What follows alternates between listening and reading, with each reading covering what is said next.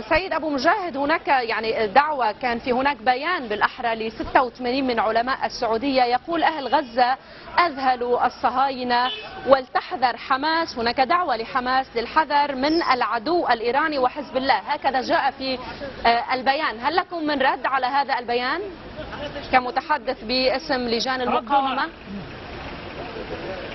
ردنا على هؤلاء أن إخوتنا في الجمهورية الإسلامية وفي حزب الله شركاء في هذه المعركة بتوجيهاتهم، بدعمهم المالي والعسكري وعلى جميع المستويات، لم يدخروا جهدا في إطار هذه المعركة التي لم تنتهي.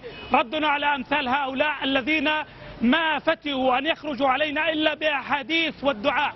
الدعاء لا يجدي نفعا مع الدماء التي ومع الرصاصات التي ربما اشتريت من قبل هؤلاء لتقتل أبناء شعبنا الفلسطيني. لذلك رسالتنا إلى أمثال هؤلاء: كفوا عن شعبنا وكفوا عن تلك الدعوات البائسة. من يريد أن يحرف البوصلة عن طبيعة الصراع بيننا وبين هذا الاحتلال فهذا الأمر مردود عليه.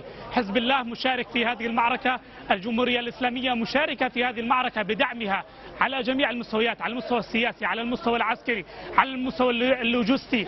وبالتالي ردنا يكون على أمثال هؤلاء أن من شارك معنا بالمال والسلاح والعتاد وكل الإمكانيات لا يمكن سوى أن نشكره وأن نثني عليه.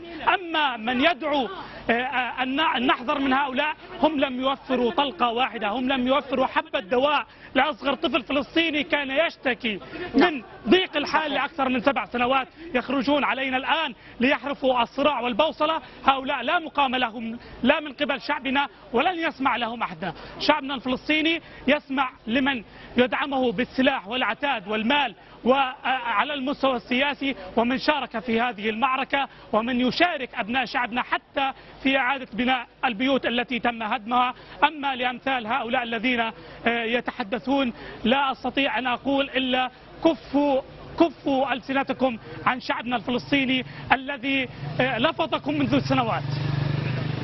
رسالة واضحة وصريحة. سيد أبو مجاهد الناطق باسم لجان المقاومة، كنت معنا من غزة، شكرا جزيلا.